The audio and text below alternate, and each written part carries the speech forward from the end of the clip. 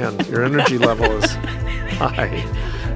Where are we going? Can't wait. Yeah. I think I greatly disappointed you, it sounds like, this weekend. No, you didn't. No disappointment here. Really, I'm just thinking about where we finally got in. Not finally. We only had one other week of a lead-in to the Sermon on the Mount. I'm such a pastoral disappointment. It just took so long to get to this point. Well, I mean, you had 1 week on one word of the Sermon on the Mount, which was necessary. Sure. It was. But then we got into the Beatitudes this week. And there's 8, but you only covered 4. Mm-hmm. Is there a reason why? Because I'm long-winded. I don't know. I intended to try to cover all 8 this weekend, and I got into I studied the first 4, and I'm like, this is going to take forever. I'll be here. This is going to be like an hour and a half sermon if I try to work out the rest of these. So it's just too much. Yeah. So but we decided to split it in half. As I was listening to it, I was like, ooh, this is going to be a lot of fun to talk about. I was excited to talk about this today. Yeah, we covered so much ground that's just like... Oh, on this weekend? Yeah. Oh, yeah. It was so good. Yeah. Good. There were a lot of like things where you're like, oh, you could go on a rabbit trail here or here. And yeah, I think it's going to be a lot of fun. All right. So if My seatbelt's buckled. If you're listening also, buckle up. You buckle up. I'll buckle up. Lindsay? Consider myself buckled. Okay, good. I'm excited. So do we need to recap what blessed is quickly before we move into them, or you feel like we're good? I don't know. I mean, probably I could do a 2-minute, if that, recap. So 2 ways to understand blessed. One is to think of it as a blessing from a divine power. You can call that God, the universe, whatever. At least culturally speaking, that's how we think of it when we think of blessed. People who are religious or not necessarily particularly religious, specifically religious, like Christian religious, would still use the word and would think of it as a sort of fortune. The universe has been kind to me. Life's been good. Athletes, I feel blessed, I have athletic ability, or that I play for this team, or that we won this championship. It's sort of like, some fortune has smiled upon me. Biblically speaking, that's true. God does bless people. You can read that in a lot of the Old Testament. The word barak, that's the word for blessed. It does denote God blessing people, sort of divine blessing. The other word is esher, which is is a description of a state of being, which is another. It's related but different. In other words, it's not God,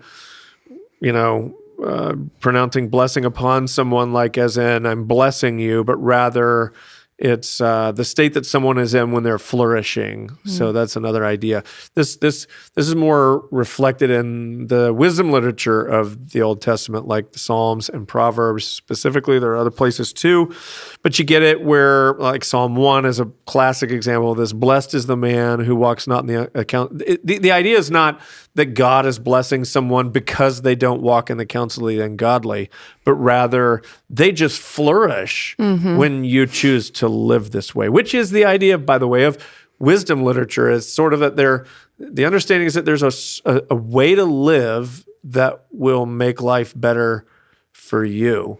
It's like operating a piece of machinery or equipment or anything in the way that it was intended to be used by the maker. When it gets used in that way, it works most efficiently. When it doesn't get used in the way that it was designed to be used, you run the risk of breakdown.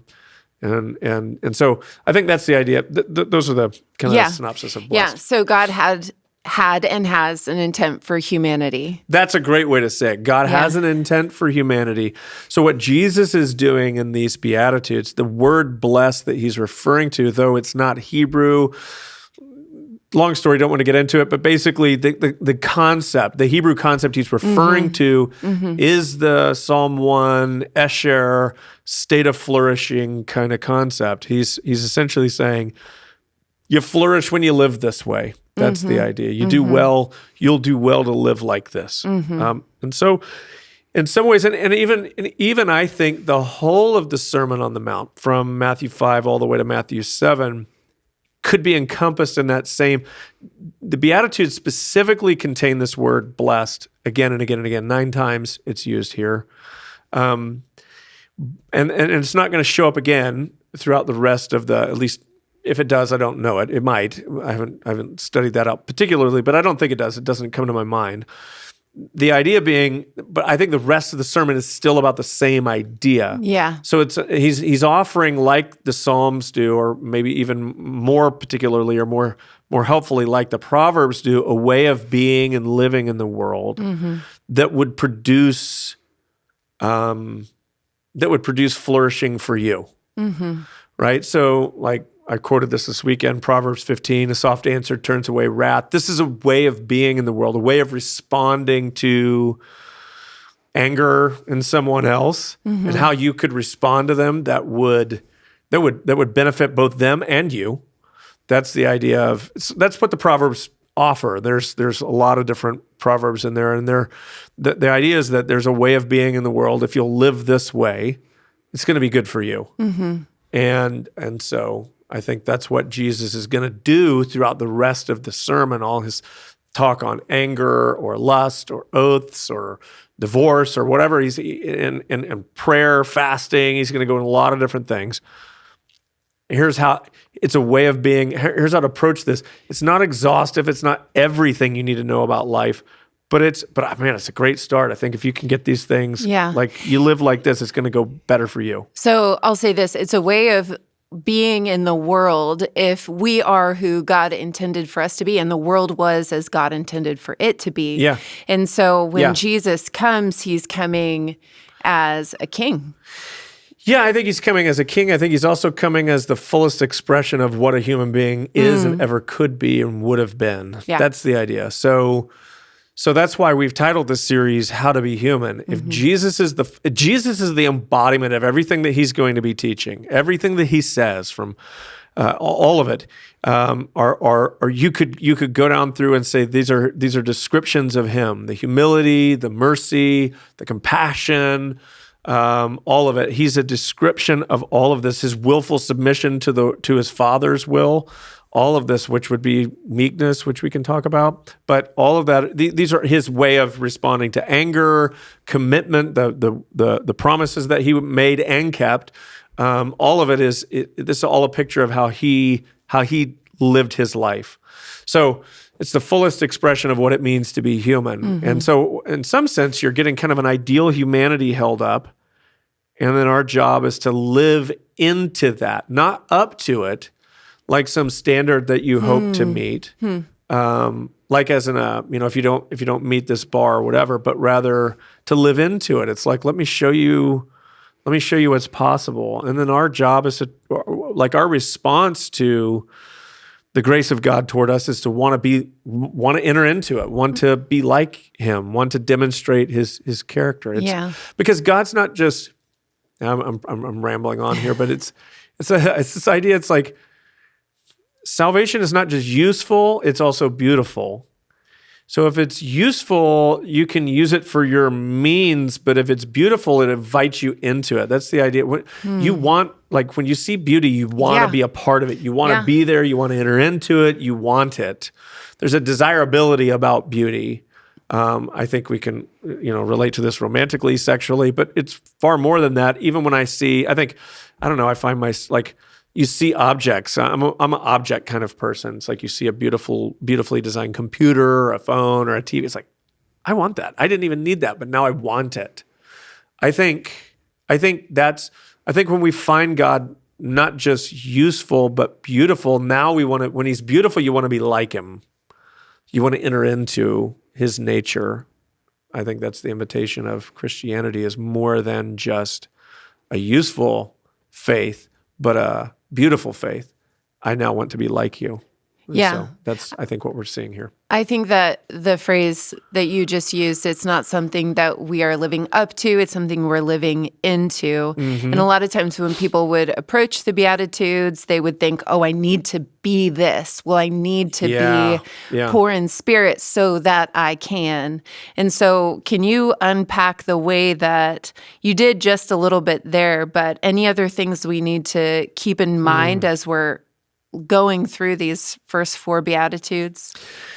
Yeah, I mean, some things that come to mind. One is that, like I said earlier, this is not exhaustive. So Jesus is not giving you, he's not saying that all the sum, what is it, the summum bonum? There's a word, I think that's Latin. The totality of blessing is contained here. I think it's the foundation of blessing is contained here. Other things can be built on top of this, meaning family, provision, purpose. I think those are good things, blessings from God. James writes and says, every good and perfect gift comes from above.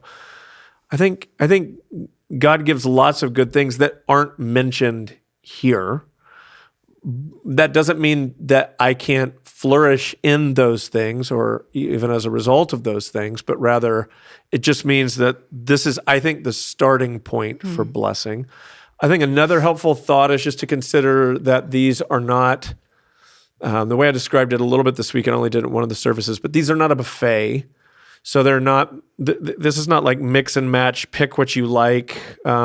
Jesus is not saying some people are merciful, some people are peaceful, some people are meek. You might be one of those. He's saying this is they're a holistic picture of what it looks like to be a kingdom seeker, or to be someone that's living in this way. Mercy will be a byproduct of this. Purity of heart will be a byproduct of this.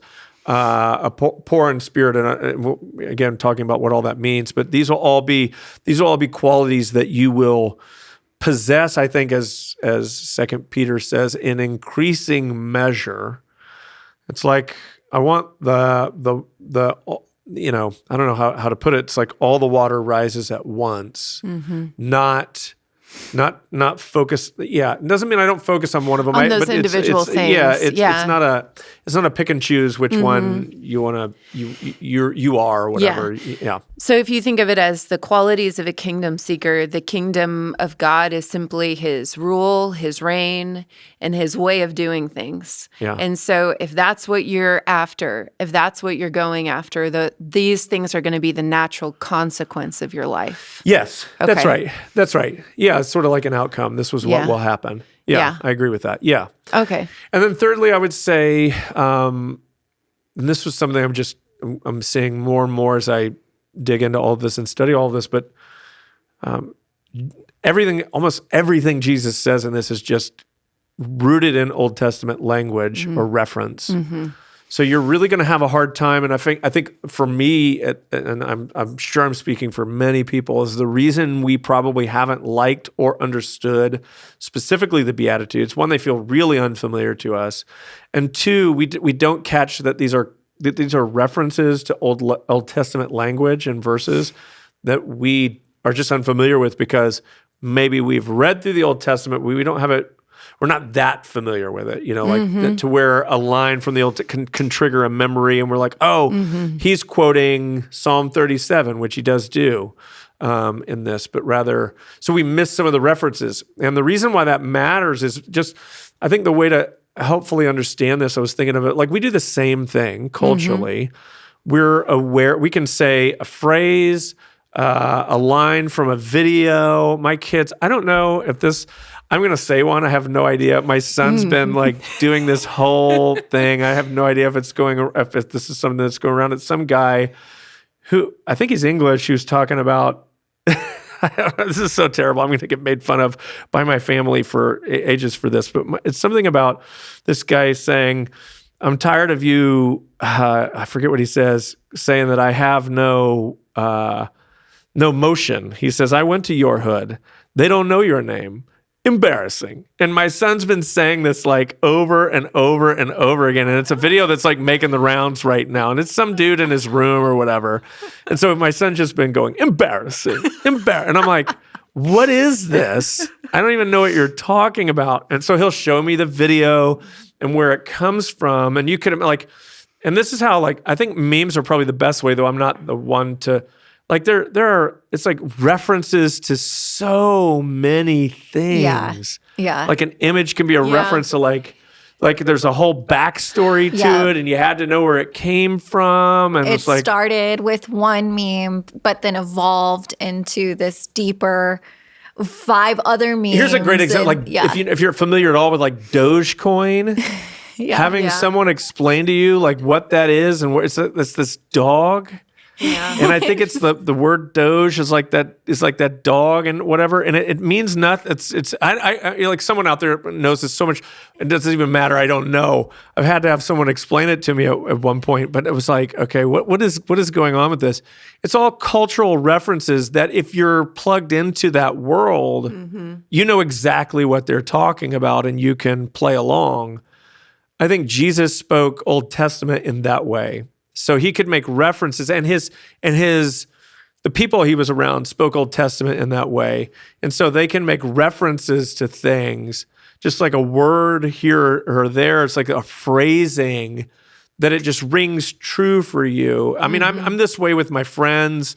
Ethan and I, who pastors at Broken Arrow, for those of you who aren't familiar with our church in Broken Arrow.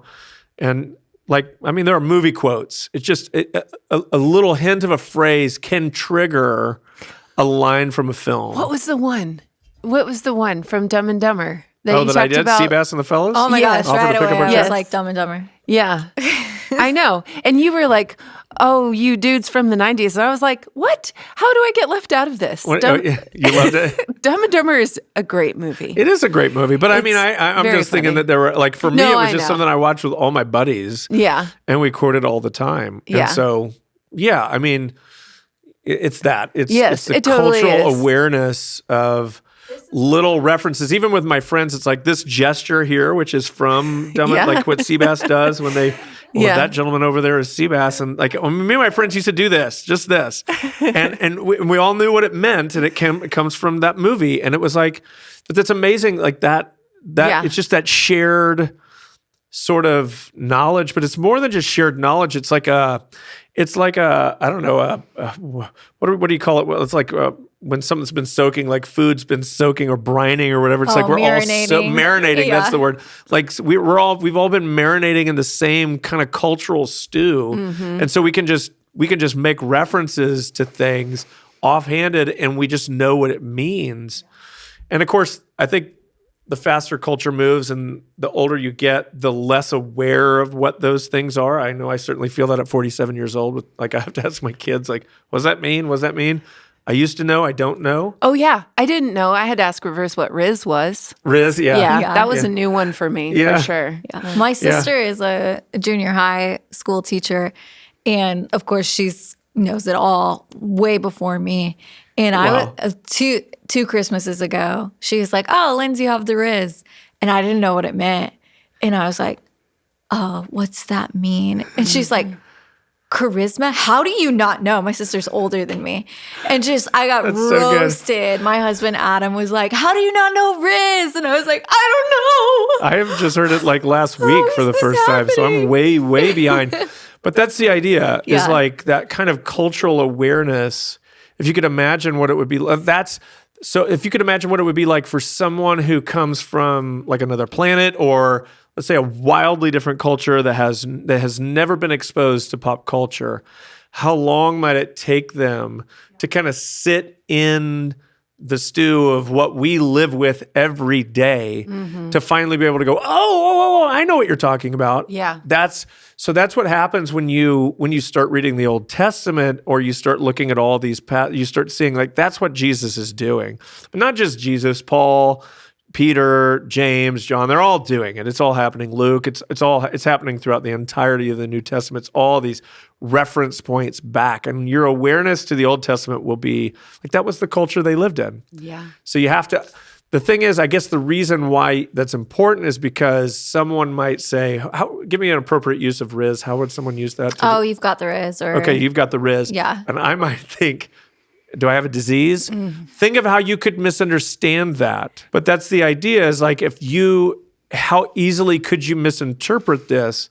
But if you know the insider lingo, you would say, "Oh, I know that's from like blessed are the meek, for they shall inherit the earth." Oh, Psalm 37. He's quoting Psalm 37:11. That's how they would think of it, and they would know, and immediately, boom, not just Psalm 37:11, but what's Psalm 37 about? What's that related to? And more than just Psalm 37, how does Psalm 37 fit into the big picture story of what has been promised in the Old Testament? What's God saying he's going to do?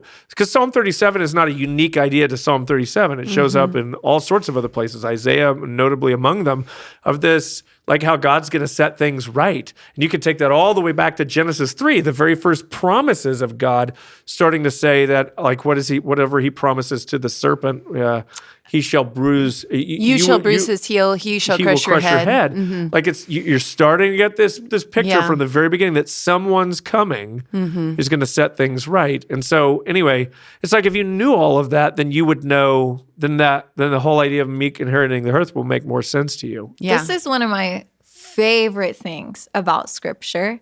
It feels so like Lord of the Rings. You're watching There's it. a lore. The lore behind Yeah, it. for sure. The Marvel universe. Or Yeah. and if you read it with friends who are also as like in That's deep what in makes Scripture, it you're like, wonderful. Yeah. no way. Yeah, it's That's true. that. Oh my gosh. And it's like, it's so much fun. It's you just see that. very energizing. Yeah. A good time.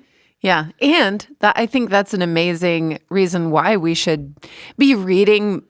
We should be reading more of the Bible than just the verse of the day. And I'm not saying that the verse of the day is not something that you should be doing, but having more of It's borderline dangerous, isn't it? Because because just reading a verse and then saying, well, what does that mean? You have no choice, if you think about it, but to import that verse from another culture into your own culture and apply the words that you're reading there that have meanings that you know based on the language that you've inherited, that maybe doesn't have the same meaning or reference to the language that it was originally spoken in.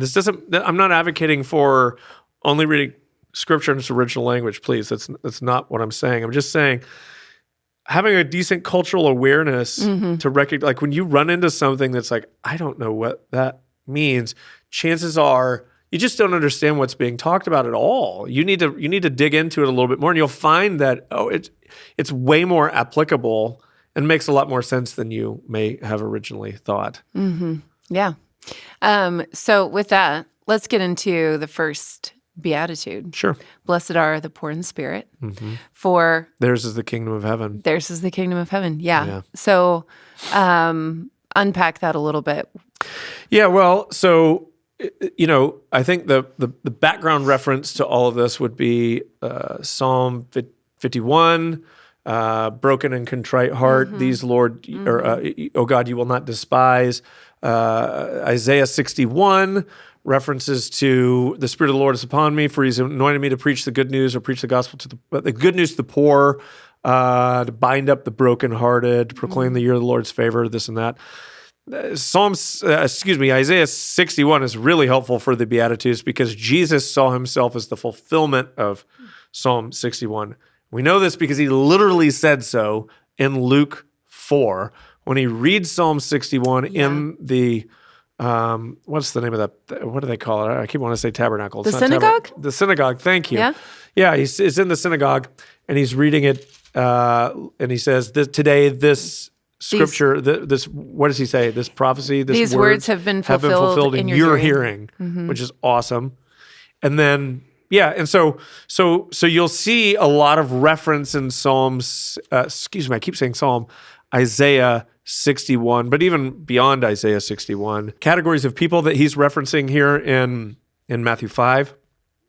And so, poor in spirit is referring to people who recognize their spiritual condition before God, the poverty of spirit. This is not a defectiveness of spirit, like somehow I'm broken on the inside and I don't work properly. Insofar as, you could say that sin is a defect or a brokenness, but I don't mean it is that, but it's about having like a faulty spirit, I guess you could say. or a depletion of like when I came to Christ, I have no other people got more of the Holy Spirit than I have, or you could view this through the lens of spiritual gifts. You shouldn't. Yeah. What poverty of spirit means is a recognition that before God, I'm utterly depraved. I'm bringing nothing. Yeah, I also have a profound inability to save myself or do anything in my own capacity. That's it. Yeah. That's it. And so this, and understandably so, then this is the entrance to the kingdom of heaven, where he begins, for theirs is the kingdom of heaven. This is where it all starts. This is where you begin. And it's interesting that it begins with, so the first and last beatitude have the same, I guess you could say, promise attached to them. Blessed are the poor in spirit, for theirs is the kingdom of heaven. Blessed are those who are persecuted for righteousness' sake, for theirs is the kingdom of heaven. So you begin with recognizing your spiritual condition before God. You end with being willing to take a bullet, if you will, for the Lord. And both of those, and then the reason that they're on the same promises at the beginning and the end is it's called an inclusio. It's a rhetorical device, which basically means that everything that we're talking about here is about the kingdom of heaven. This is what it means to belong to the kingdom of heaven. So that's why the first and last one are the same like that. But to be poor in spirit is to recognize the poverty of your spiritual condition. So yes, I mean, put practically, I was saying it's never lose that wonder of your salvation, to be able to stand in awe. And I think from time to time, truly I do think, to feel, to really feel it, I think is helpful. For me, much of my worship, particularly with the congregation on the weekend, is centered around this. I worship. My grandfather was the same way, as I understand it. He wouldn't sing, or maybe he would, but he would just weep. And I can't, that's what happens to me. I just cry. I'm not like a slobbering mess. But just, I want to feel it. And it's about reminding myself of where I've come from, what God's done for me, how good he's been, this sort of thing. It's like, I never want to lose that feeling. Yeah. It's preaching the gospel to yourself over and over again. And that recognition, I think it takes a while. I think for me, growing up in church, it took a long time me too. For me to have that deep appreciation. Did you, because you just, of course I'm saved. I've always been saved. This is all I know. And I know that we'll get to this next week, where it talks about blessed are the pure in heart. Yeah. But I think that it wasn't until God showed me what was in my heart. Yeah. And he said, I'm saving you from that. Yeah. That made me, it just wrecked me. Yeah. Because I saw it's not the sin that I committed, it was the sin that I was capable of. That's it. That's so it. That's what I was about to say. I think so many of us, if you never pause long enough to contemplate what you could do, I mean, what would your life be like if you had different parents? Mm-hmm. What would your life be like if you grew up in a different place? What would your life be like if you grew up in a different time? It's the notion of like, this is taking it to the extreme, but it's like when you think of who were the Nazis in Germany, and they weren't, wasn't like all the sadistic and sociopaths got together and said, let's form a political party. There's certainly some of that, but it was made up of regular people. I mean, these are doctors and lawyers and regular citizens. And just the idea to think that somehow if I lived in Germany in that time, if I'd grown up German, that I would have been one of the people to resist is just almost laughable. And so to think like, could I have been one of the, like one of the guards in a prison camp? I mean, you just think like it's yes. Mm-hmm. Yes. Mm-hmm. I think given the right circumstances, God only knows what I could have done. And so I think to what you're capable of. Yeah. And I don't think you're guilty of sins you've never committed. I think the point is that this is the state of your heart. Mm-hmm. And if somebody doesn't rescue you from this, what I think I like the way Tim Keller used to talk about like what's possible not just now but over eternity. you may not be there now, but like, what could you become? Like in the negative, like how wicked, how selfish, how whatever. And like, nobody likes to talk about it, but I mean, old people aren't always the kindest. And you don't find that as people age, they get more generous, gracious. Some do. Yeah. A lot don't. Mm-hmm. What will you be like in 1,000 years? Like, let that just keep going. Yeah. I mean, anyways. Yeah, what you're saying is that we're all in the process of becoming someone. Yeah, you're heading somewhere. Yeah. And given the right circumstances and right environment and time, you could become a monster. Yeah. So a question to ask Lord yourself. of the Flies is a good example of this. Oh man, yeah. Talk about devolving into Or the movie Leave the World Behind that I watched. It's like put in the right situation. I think you find the horror, the real horror. That's what I like about that show. Is like it's the real horror is not the boogeyman. It's the one out there. It's the boogeyman in here. Yeah. And Who could you become? I love that throughout that movie, there's things as that goes on, there's things that come to the surface, like what really matters ultimately. Yeah. And Walking Dead's an interesting. I think that show got really stupid after a while, but I do think the concept is interesting in that when the world ends, it's like the zombies are bad. But worse are the people. Yeah. The living or the dead are terrible. Yeah. The living are worse. Yeah. But that's like, I think, isn't it interesting that we just keep putting forward that vision of humanity? We keep like, when we really get real about it, it's like, that's what we know to be true about ourselves. So yeah, you need someone to save you. Mm-hmm.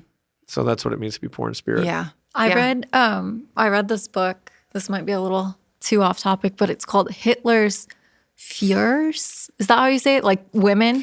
The women? Oh, yeah. In Hitler's camp? Führer is a title. Okay.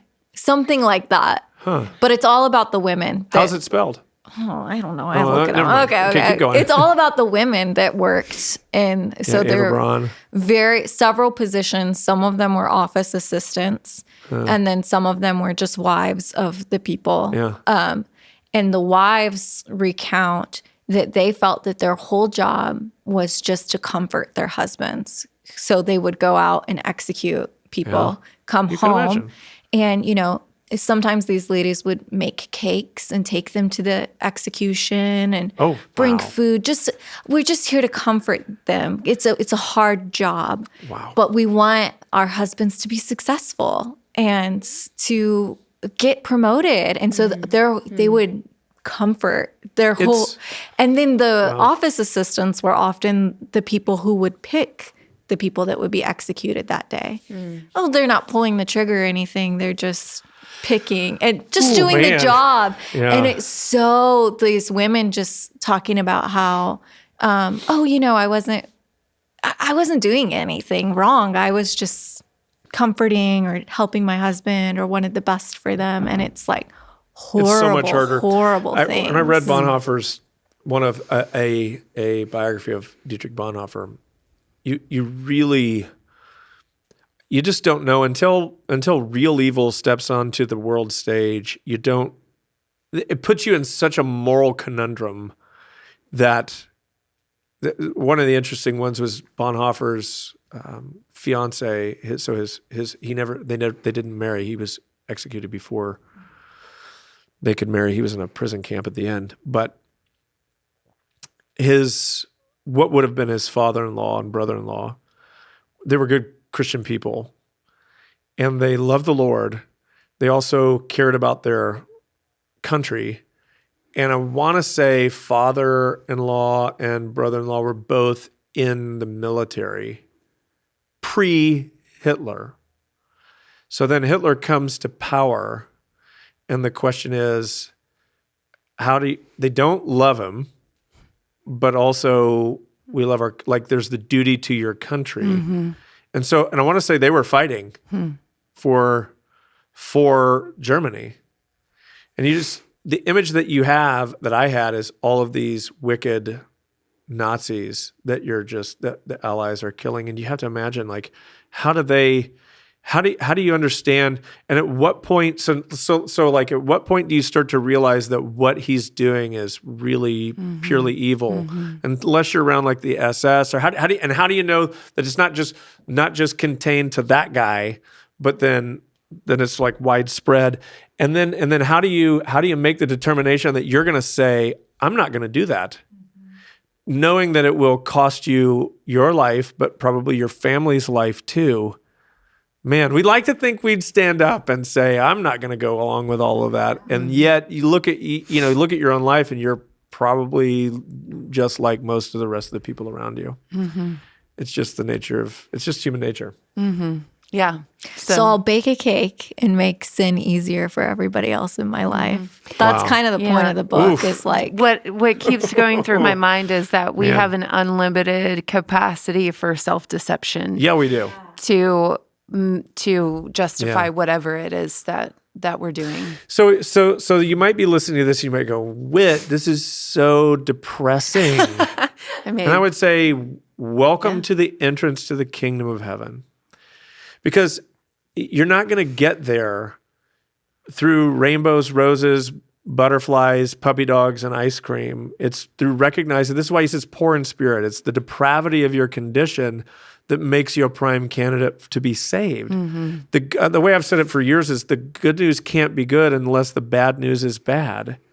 It's walking through that, the cross, and recognizing that it was your sin that put Jesus up there that makes you a candidate to receive the grace.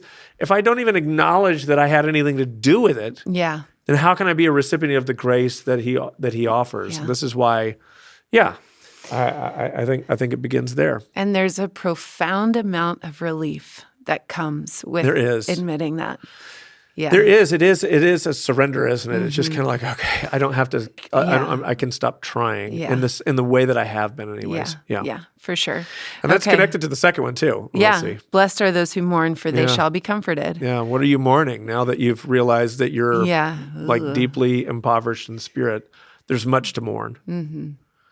And I think these two things, like, do you feel that deep sense of, it's not just living the rest of your life with regret, but it's mourning the consequences and the reality of sin, that this really does, there's an impact and there's a cost. And it doesn't just cost us, it cost Jesus. Like, there's a real cost to this. So this comes from Isaiah 6, when Isaiah sees the Lord high and lifted up, it says, in the year King Uzziah died, and the glory of his train or whatever fills the temple. And there's these, what are these angels that we see kind of described flying around. And then Isaiah, what does he say? Woe is me.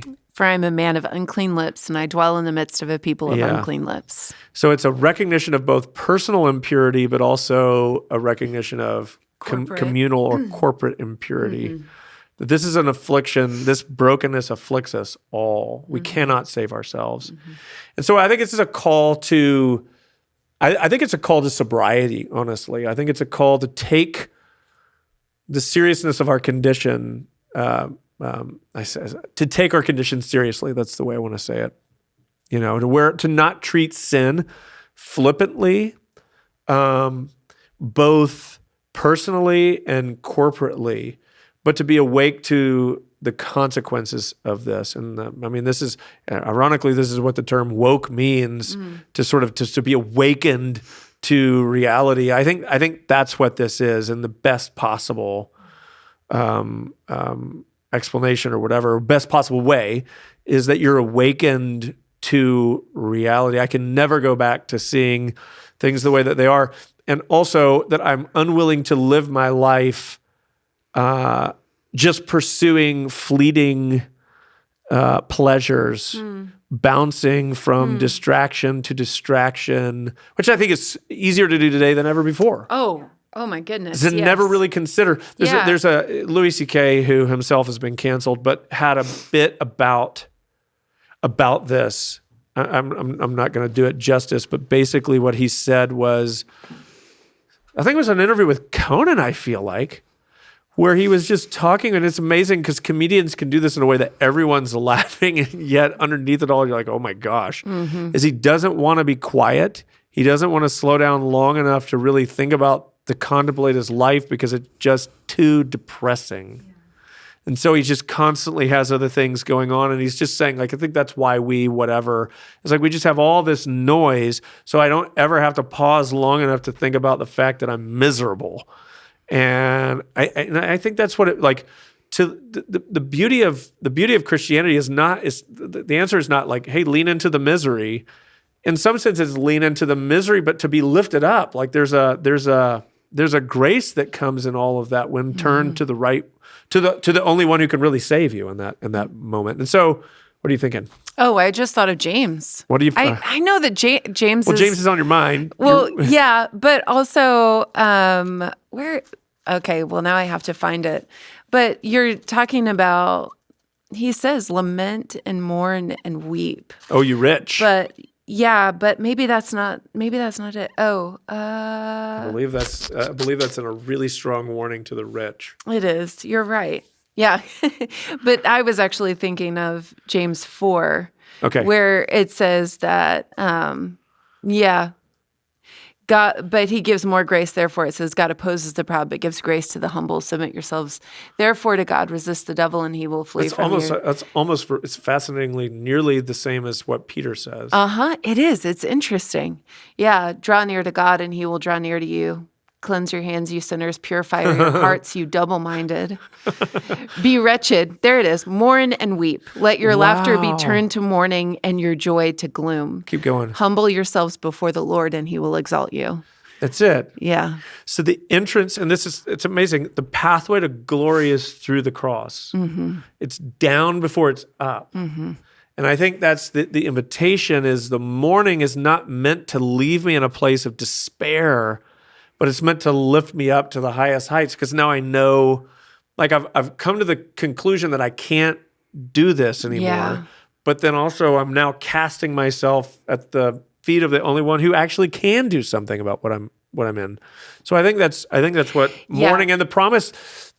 Blessed are those who mourn, for they shall be comforted. You'll get the comfort for what it is that you're going through because you don't experience like you're not shown your sin to be condemned. Right. You're shown your sin so that something can be different. So that it's the conviction. Well, so that you can find comfort is the idea. I think that's it. You're shown your sin so that you can find the only cure to it that there is. Yeah. It's making me keep going. Thinking of more Bible verses. Love it.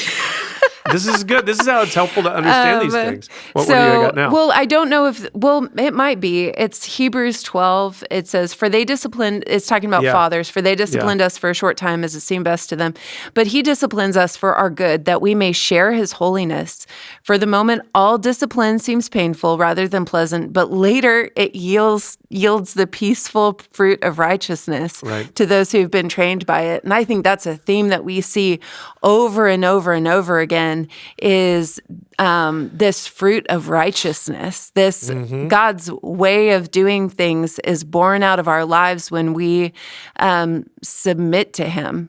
And sometimes that means he's showing us things that are painful. That are worthy of us mourning over. Yes. But when we mourn appropriately, God comes in and comforts us. Yeah. And so I think there might be an inappropriate kind of mourning or a despair. No, for sure. Yeah. Absolutely. Absolutely. So it's not an invitation to constant tears, to being down in the dumps, to never experiencing joy. This is not an invitation to having no hobbies, never watching TV or movies. What my point being is that you're never going to, if I'm living a life where I'm just constantly, and I think even more so, I think a lot of people, and I'm not making a case for this. I run into this from time to time, so let's see where this goes. There's a decent percentage of the population who wants to go to the movie theater to just escape. Don't show me bad, sad. I get enough of that in my real life or whatever.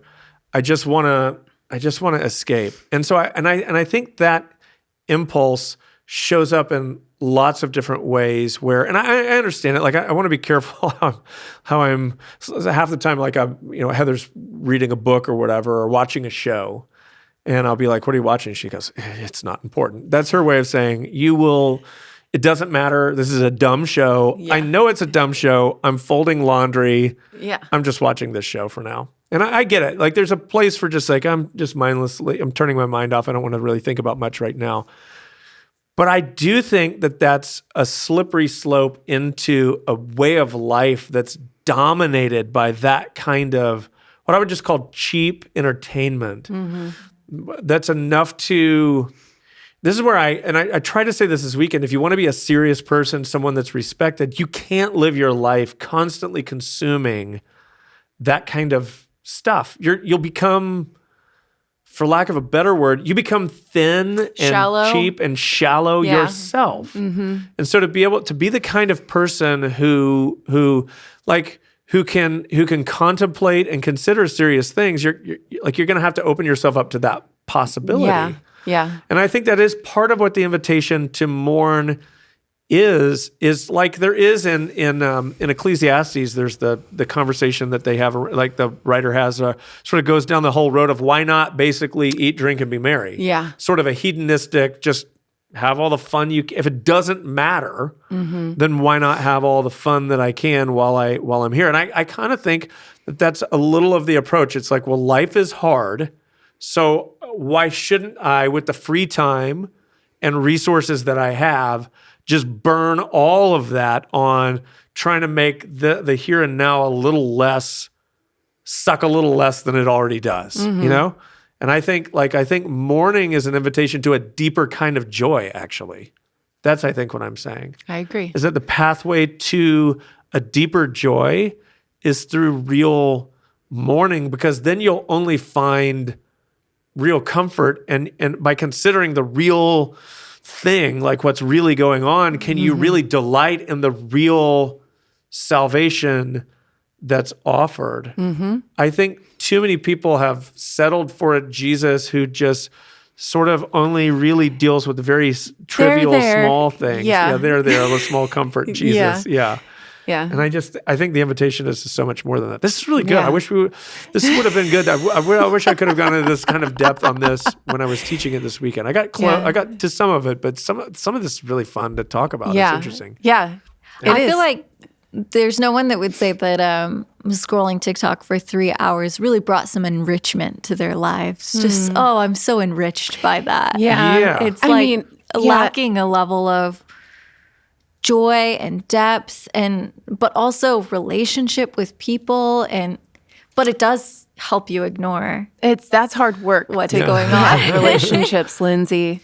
I used to just pick up my phone a lot. Like I'd just be working or just going through my day, and then all of a sudden I would find my hand on my phone, and I thought I suddenly got dissatisfied with finding myself like this. And so when I put my hand on my phone, the question I started asking myself is, what are you doing? Good for you. What are you doing, I need to learn this. This is good. And then it was like, what are you running away from? Wow. And then I would ask myself, what's making you uncomfortable right now? Like, why are you avoiding whatever space? A lot of times it would be something like relational. My mind had gotten into a space where, man, I didn't like this conversation with this person, or I don't know how this thing is going to turn out, or like some anxiety about, something with like a situation that I was in. And even like completely subconsciously, I'm reaching for my phone as kind of a, like what you could call like a pseudo joy, rather than engaging in the real thing that's on offer for me is to enter into a space with God about what's really going on in my heart. And then if I wanted to engage in whatever the thing is on my phone, I'm going to do it from a much healthier place. Yeah. Really good. After I have that conversation have a little that laugh, I really need to have. Fun. Yeah. Yeah. There's a setting on the iPhone where you can make it go black and white mode. And people claim that and I've been doing it. But basically, because the colors are so bright and so rich and so vibrant, especially this time of year, you'll get more addicted to the vibrancy and the beauty there. Yeah. So turn it black and white and let life be like the actual life you're living in, be interesting. this vibrant. Like, so interesting. I've been trying that. I did a progressive, like I started looking at things just on my browser because it's slower and it's not as user friendly to look Sure. at. And there's some things that you can't do. Or I just might look at it on like not my phone. If I really want to, then I could look at it on a computer or something like that. But then even it's not that satisfying. It really is set up to addict you, to Yes, take it your is. time and your attention. And yeah, it's so interesting that they're like, yeah, but if you want to make it a little less addictive, You could try. you could try this. We're not going to stop Did you want a selling this. report Yeah. of your screen time every week? Yeah, That'll- man. Just to give you a little bit of shame. You can't really, you're addicted, so you have like a problem, but will make you feel even worse about that addiction. The last time I was at my grandma's house, I think I've told you this story before, Casey, but I don't know if I've told you before. My great grandma had passed away, my grandpa's mom. We were just kind of sitting in the living room. My family does not take time to reflect or talk about things, really. It's a lot of like, let's play a card game or let's all scroll on our phones. But that particular, we're there for a funeral. There was some reflection going on and memory sharing. And so I just asked my grandma, tell me about your childhood. And she's telling me, things I had no idea about my grandma. And then she's telling me that my grandpa, who I've only ever known as, church going, like total, like reads his Bible every morning kind of guy, that he was a drunk. I didn't know this. Wow. And so I said, Grandma, you got to tell me this whole story of how you came to church and all this stuff. And so she tells me the story about my mom as a little girl asking to go to church and her taking my mom. And, my grandma gets saved, but my grandpa's totally against it. And he comes home drunk every night. And she felt that God had told her to just let him, when he comes home, don't say anything. Just receive him and then go. Well, he would start to come home and then just weep because he didn't want to be a drunk anymore. And so she tells me basically the story of how Christ saved my family. I didn't know that story because I am a second, third generation Christian here. But I heard the story of how like Christ arrived in my family and chased them down and chased after my grandpa and healed him. And I'm on the other end of this, knowing a grandpa who is healed of alcoholism. He never had a drink around, Wow. So that kind of like, whoa, kind of moment, but could have been totally ignored because we're typically in all my year, I think we had this conversation when I was like 27 or 28. So for 27 or 28 years, we're like looking at phones or like playing card games or like never really talking about, this is my grandma, Anyway, Wow. that was very sobering to me. And just to see the way Christ showed up in my family and chased after us. Yeah. So I think that's interesting how you could talk about mourning is like an invitation to slow down and remove distractions or the specific beatitude and allow yourself to be comforted by the Lord.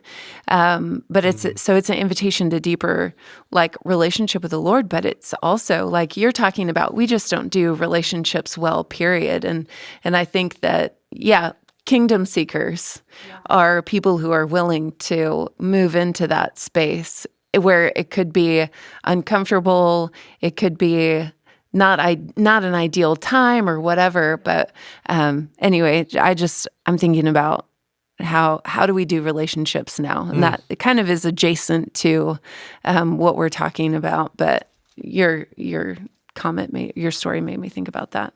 Okay, what's our next beatitude? Meekness. Meekness. Blessed are the meek. Oh, They that shall one was a inherit the fun earth. one for you. Yeah. I feel like that was the one where you were like, okay, I can't wait to talk to you guys about this. And we've already talked about it a little Yeah. bit, but It's probably the most counterintuitive one. And I spent a lot of time on it to try to understand it. Yeah. So, blessed are the meek. This is the one that's a direct quotation from an Old Testament. Yeah. So the others are allusions.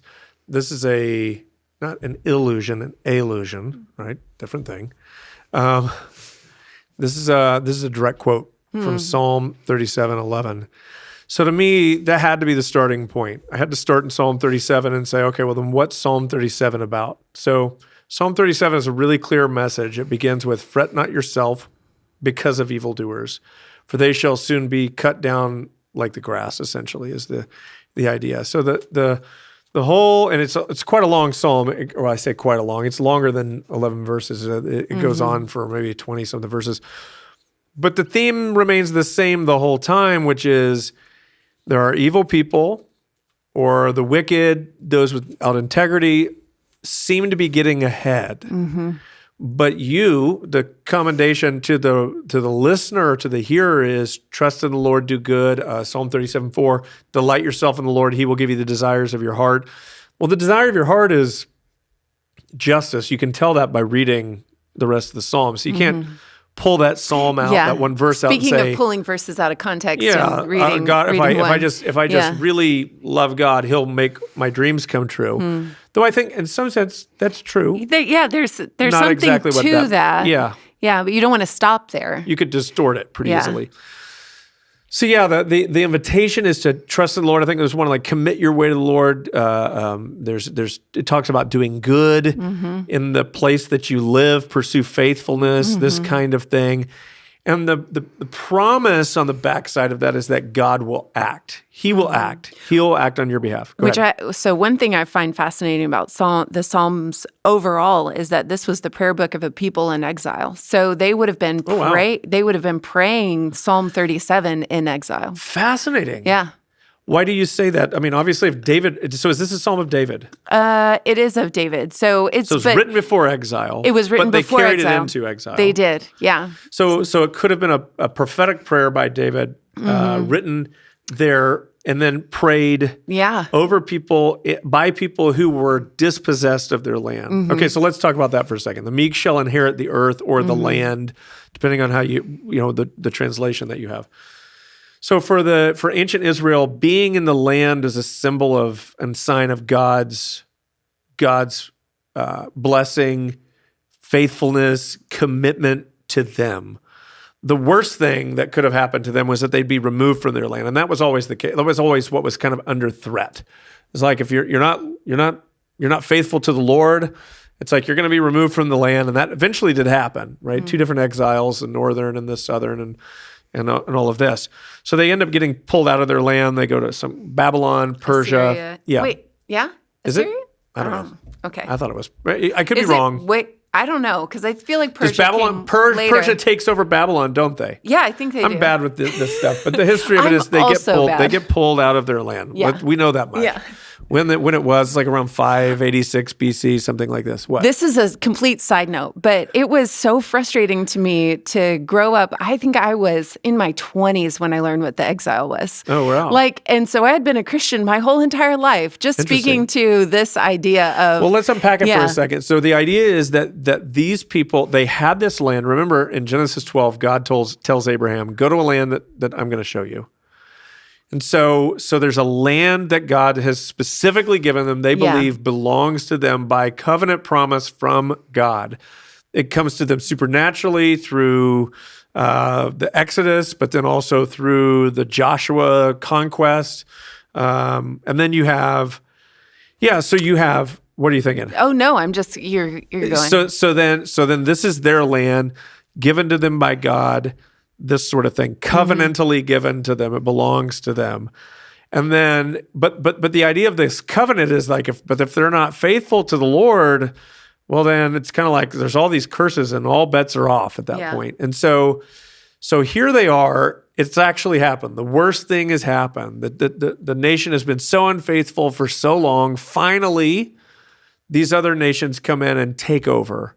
And not only do they take over, they actually carry off a huge percentage of the population into these other. So this is like the origin of the Samaritans comes from all of this.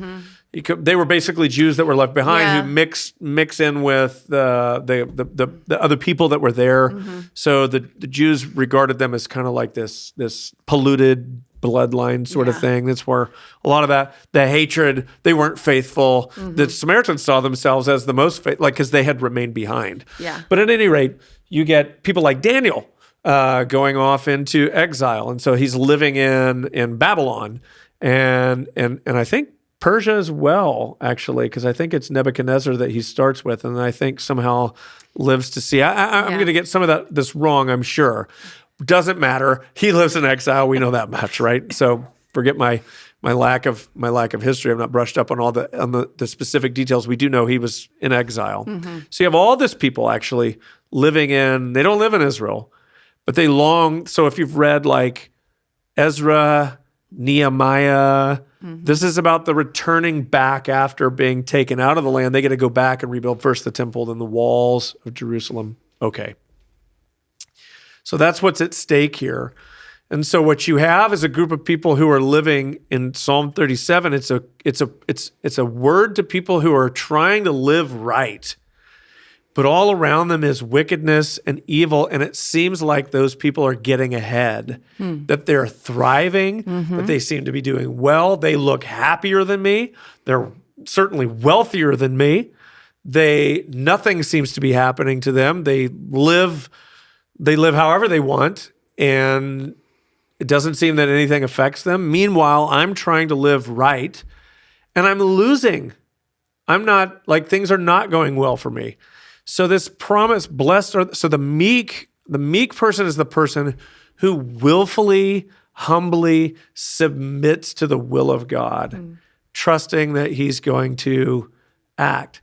It's a willful restraint. You can go beyond this. Like, it's not, I think Psalm 37:11 is not the sole definition of meekness. Yeah. Because but it shows up in this idea of submission to the will of God. So Jesus was meek in the Garden of Gethsemane when he says, "Not my will, but your will be done." He's submitting to the will of his Father. That's a meekness that's meekness that he's displaying there. Yeah, and I think about who he would have been talking to on that hillside with like all of those people who were oppressed by the Roman occupation. Or if you think about Simon the Zealot, like there's a whole group of people. So that's a fun thing I didn't get into, but there is. So there's a group of people living. So there's a few different groups of people. You have the Pharisees, you have the Essenes, you have the Zealots. So the Essenes are the people that basically said, and you can see this today. We're out. We're out. This world is too wicked. We're going to go out here in the desert, form our own little community. Think of Amish people. We're not going to live like the rest of y'all. We're done. So they lived in a very different kind of community. Some people think that John the Baptist was maybe an Essene. Different kind of guy, right? Had the descriptions of him are like, he was weird. He didn't live like the rest of everybody else. He wore camel He lived hair. when he lived out in the wilderness. So he's out there doing baptisms of the Jordan River. Yeah. So maybe. By the way, I believe the Essenes are part of the Qumran community, which is where the Dead Sea Scrolls come from, and they have all these scriptures. That's who they were. All right, so these are these people that are just like, we're going to go kind of separate ourselves from the broader culture in order to live a really devoted life. And then you had the Pharisees who didn't leave the culture, but they wanted to live this devoted life as well. But it got really legalistic, and they were doing it for the wrong motives. They also, they thought that their rule following was going to bring the kingdom. Interesting. Not the kingdom of their the kingdom that they envisioned. So no meekness. That's what's fascinating. Yeah. So you have a people who aren't meek. Why are they not meek? Because they're not willing to receive God on the terms in which he comes to them. They want a God on their terms. They want a savior in their way. So in that sense, not meek, not willing to receive. That's what James says, receive the implanted word of God. It's a willful submission. They wouldn't receive Jesus. They wouldn't accept him. So that's a lack of meekness. God doesn't fit their view. He shows up differently, and they're not necessarily happy about it. Then you have the zealots, who are the people who are kind of like, enough talk, action. Let's do something about it. So these are the people who want to take up arms and fight for their freedom. And so you can see all of this happening, even present day, by the way. Like, you can see different kind of factions of people. I don't think it describes everyone, but you can see the way this would play out in culture. So these are the people who want to take matters into their own hands. Also not meek, because they're unwilling to wait for God to act. They want to just take matters into their own hands. I'm reminded of Peter in the Garden of Gethsemane when Jesus is seized. He grabs his sword and he cuts off the ear of the high priest servant, Malchus, I think is his name. Yeah. And Jesus says, put away your sword. You know, what does he say? He who lives by the sword will die by the sword. So he doesn't commend him for his action in that moment. God had a plan. The Lord, like the Father had a plan. Jesus was submitting to the will of the Father. Things were going according to God's plan, and here Peter wants to jump in and try to make happen what he thinks needs to make. In that moment, Peter's not meek. It's not about aggressiveness. It's about taking. It's about a failure to submit to the and even understand the broader will of God, and therefore submit to it. He wants to do. He has in his heart a vision of how things are going to be. Same thing happens, by the way, in Matthew 16 when Peter declares in one sentence or one moment that Jesus is the Christ, the Son of the living God, and in the next moment, when Jesus says that he's going to be betrayed into the hands of sinners and, crucified and whatever, and Peter's like, no, that can't happen. And Jesus says, get behind me, Satan. You don't have in mind the things of God. The things of God. Yeah, you're not concerned with the things of God. Your concerns are merely human. That. Yeah. So that's it. So the idea of meekness is this notion that God's seeing more than you see. So sometimes the call is to submission. I mean, I've had to live this.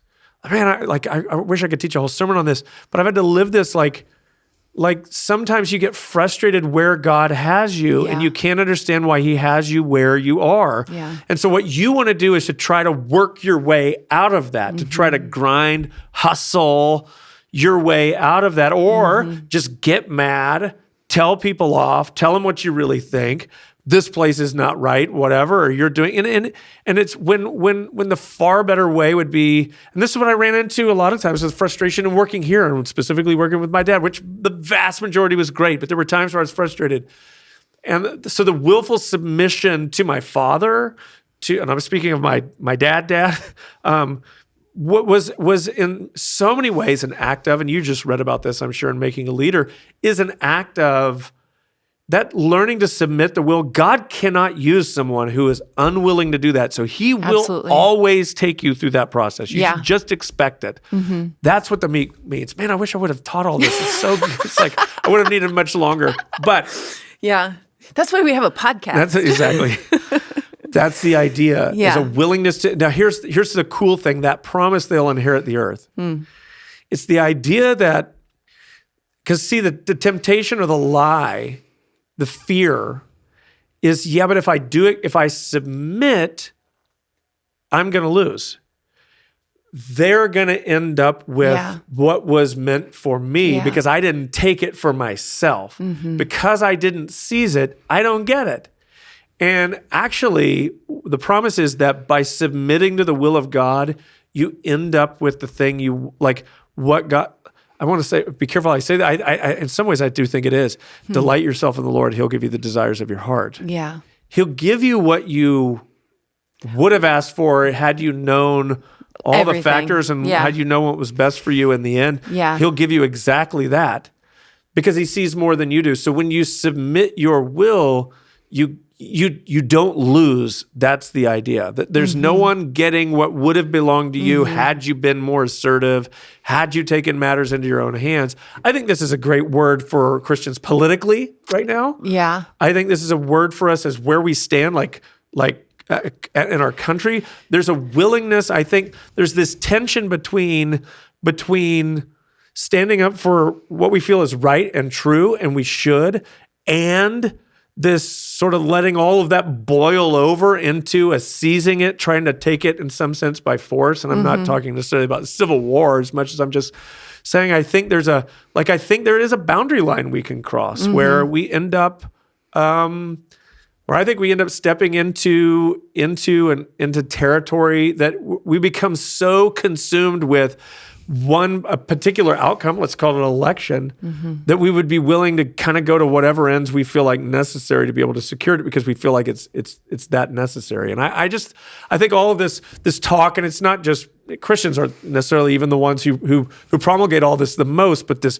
is the most important election ever, kind of makes us feel that if we don't get they're going to cheat. They're willing to do anything. Our enemies are always willing to break the rules. And you can, whatever side of the political spectrum on, I think everyone believes that about the other. Yeah. And I think the call to Psalm 37 is not a passivity, but a call both to doing good and action and doing what is right, but then trusting God with the outcome and only going so far. Yeah. I think that's also kind of an admonition for young people too, especially like in a place of like if they see the way that things are and they want to be maybe an agent for change in that space, but they would blame whoever's in leadership for them not getting into the position or getting to do like, I see what's wrong. I don't know why you won't let me just change it. And I think a lot of people, here's what I think, and it would have been so easy for me to do and probably did do a couple times. But if you think about like your life having like and your life with God and what he wants to do, and you having like a reset button that every time you bail yourself out of by leaving someplace too soon. Yes, you're just punching that reset button. Well, got to learn that lesson again. I didn't learn it here, so God's going to have to take me through a whole other situation where I'm going to have to learn that again. Yeah. And it's like if you could learn to, with humility and meekness, receive the place that God has for you, without having to fight to make it happen on your own. Yeah. And trusting that, like, just life is long. And you got a long time for God to work out in you and whatever. It's like, you just be patient. You want to, sometimes people want to get in and do the thing, but what God is doing in you is so much more important. Exactly. And let him do the hidden work. Yeah. Come on. There you go, Casey. Well, I think my generation looks at, I don't know, there's kind of this all or nothing thinking that goes into it.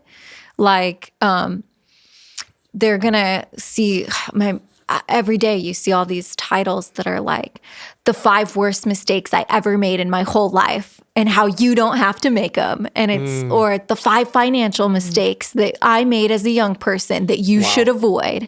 And you're inundated with this all or nothing. Like, I'm either making the mistakes or I'm not making them. I'm fighting for something or I'm doing nothing.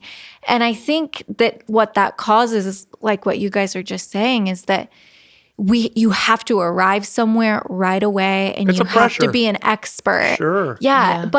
But truly, man, there's a lot of gray area. There's a lot of grace learning and a lot of time that you need. Like what I mean is just there's a lot of nuance to these things. I think I feel like I should say, like, if you find yourself, and a lot of times people don't know that they're trying to wiggle out of a tough position because they have a lot of reasons and they have a lot of excuses that sound really, really acceptable. Like, you don't know what they said or what they did or whatever. But if you are maybe listening to this and you're finding yourself trying to wiggle out, my encouragement to somebody who's in a position like that is to become a person of prayer. And to become a person who's like they're in constant conversation with the Lord, allowing him to direct their paths, allowing him to say, hey, make this slight adjustment. Like, you don't have to move fast. You don't have to run.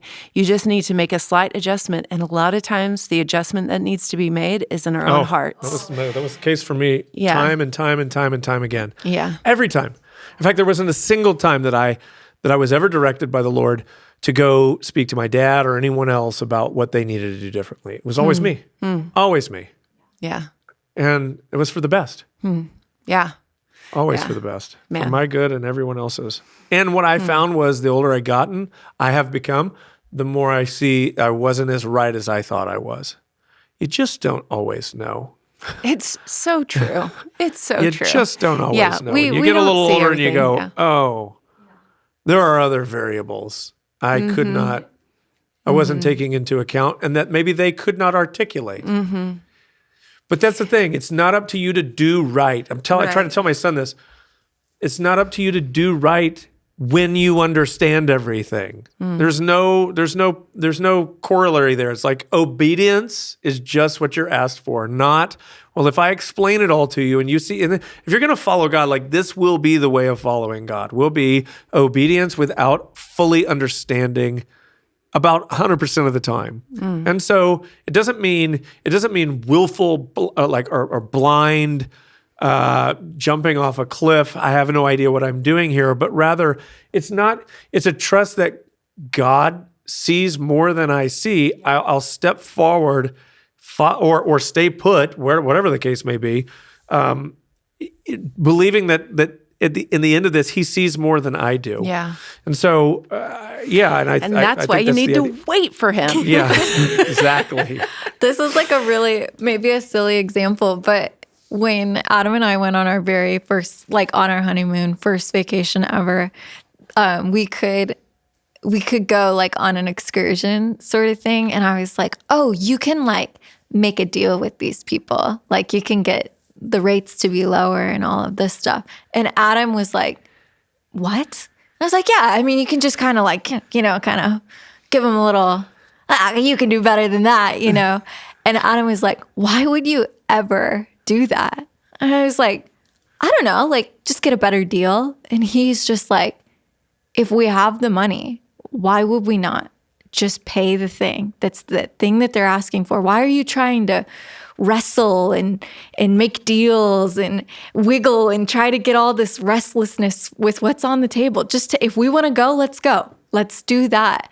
And that, I know it's kind of a silly example, but it totally rocked my world as a young 20-something, just being like, oh, you don't have to wrestle and try to make things go your way and deal and whine and do all these different little things, strong arm people and get what you want. You could just kind of, do the right thing and rest in it and be fine. You're not naive or worse off or any of these things. Yeah. Okay. Quickly before we move on, I just feel like Blake said something really good about this idea. Rather than taking, you are receiving. And so people who are meek are receiving a kingdom. That's really good, instead of taking it. Instead of taking it for themselves. Wow. Yeah. Interesting. Yeah. Anyway, okay. Last one for now. Yep. Blessed are those who hunger and thirst for righteousness, for they shall be satisfied. Yeah. Yeah. So there's different dimensions to righteousness that, and the idea is that you're longing for these things. So John Stott, who I love, writes about 3 dimensions to righteousness: legal, moral, social. Righteousness, it's kind of it's a big idea, Old Testament wise, even biblically. It's different ways of understanding it. Word gets used in different ways in different times. It's a concept a little different to us. There's the legal understanding, which I think many of us kind of are probably most familiar with, if you're familiar with the Bible at all, which would be the idea of sort of we say righteousness is right standing before God. Yeah. It's the idea of sort of walking into a courtroom and being declared more than not guilty, and even more than innocent, but it's like an affirmation, like a commendation that you would get. It's like going into the courtroom on trial and coming out with medals, like someone's awarded you, Citizen of the Year kind of thing. That's the idea of what happens in the story of the gospel, is that Christ takes our sin, we get his record, we get his righteousness. That's the idea there. And then moral refers to a sort of behavior, which is a kind of way of, it's really what we're talking about in the Sermon on the Mount. So later in Matthew 5, Jesus, I think it's in Matthew 5, is going to say, unless your righteousness exceeds or surpasses that of the scribes and Pharisees, I think it is, you will, whatever is By it, no means. enter the kingdom of heaven? Yeah. Is that right? That's good teamwork. I don't know. See if you can find it. What does he say? But so it's not the idea of your, and there's a reason why he's saying it this way. It's not your do-goodiness, but rather your righteousness, as we're going to get into this next week. It's the idea of pure in heart. It's the sincerity of your motives. That's where he's getting it. It might be then in that part. It might be then in 6. Do not practice your righteousness or whatever before men, but your Father who sees in secret. It might be at the close of that section that he says it. But I warn you, unless your righteousness is better than the righteousness of the teachers of religious law and the Pharisees, you will never enter the kingdom of heaven. What translation do you have there? This is NLT. I like the NLT. Yeah. I say, I like how you like had that look. This is the NLT. Well, NLT is great. Okay. So that, and I think that's the idea, is not that you have like a more extraordinary list of good deeds than they have.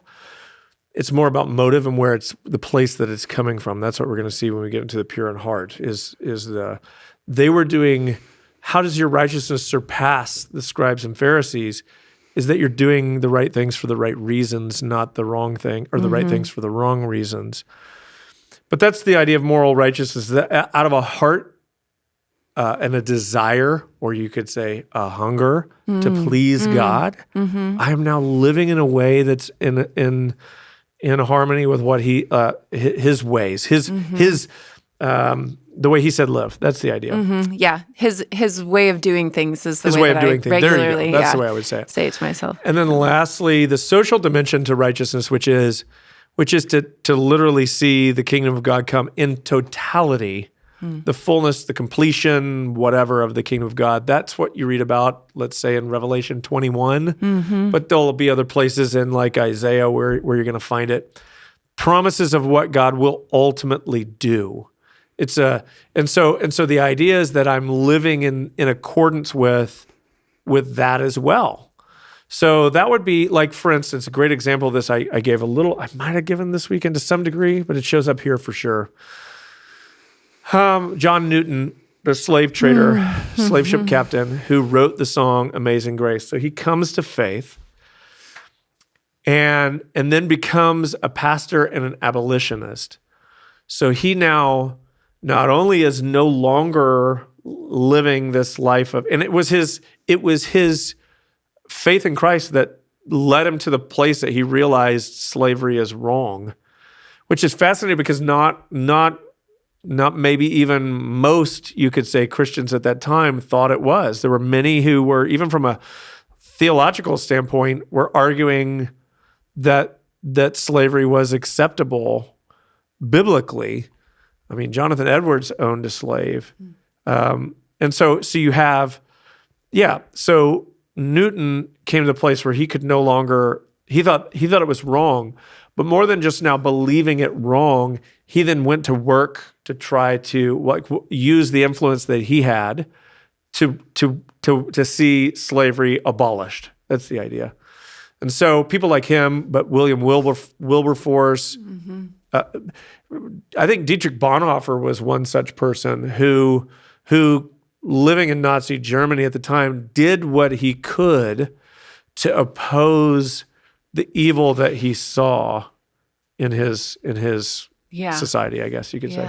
What do you think? You had something. Well, I heard this thing on Dietrich Bonhoeffer that he was actually in the United States. He was in New York. Heard a sermon on the Sermon on the Mount. Oh, really? And that is what caused him to say, I can't stay here. I have to go back. Oh, wow. Yeah. Wow, that's fascinating. I know he was in New York, and that does, wow. Yeah. Anyway. Interesting.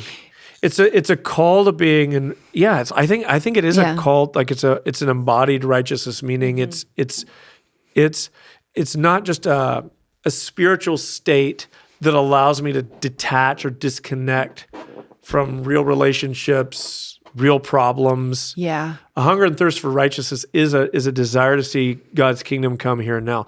So I think what that means for us is that where we can, we should be working towards the good as defined by God. So if that means helping to lift people out of poverty, yes. If that means stopping discrimination, yes. If that means stopping slavery, yes. If that means, I saw this movie with Jim Caviezel where he's like Sound of Freedom? rescuing kids from sex trafficking. I haven't seen it yet. That's a hunger and thirst for righteousness. Yes, It's a seeing that something is so terribly wrong, something must be done about it. It doesn't mean that all of us should then go into the same line of work. I think it's in the sphere of the world that you can influence and be a part of.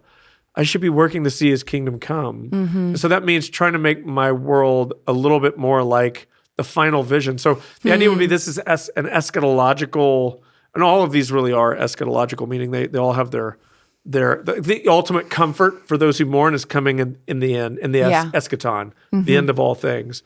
The inheriting of the earth, that's going to come at the end of all things in the eschaton. Same idea here, hungering and thirsting for righteousness, for they shall be satisfied. You're going to get to see what you long for when you're this type of person. You really will get to see the kingdom come. Yeah. So, that's beautiful. It is beautiful. And I can't help but think about how we often long for things that ultimately will not satisfy us. Oh, man. Wow. Yeah, that's convicting. Yeah. But true. Yeah. And so a reorientation of the things that we want means that we have to sometimes intentionally adjust what we're constantly feeding ourselves. If you think about somebody who is wanting to switch from eating junk food to eating more not junk food, they have to... You really need to reorient those desires, don't you? You really do. You have to acclimate yourself to actually want those things because you know that when you do, you feel better. It causes your body to flourish. It causes everyone around you to flourish. I'm trying not to hear any of what you're saying right now, Casey. I don't want to hear it. You'll be satisfied. Yeah. Is what I'm trying to say. Anyway, I think that I've really enjoyed this conversation today. Yeah, me too. Yeah, really good. So really, really good. I'm excited to get into the remaining 4. They're very good too. Yeah, they are.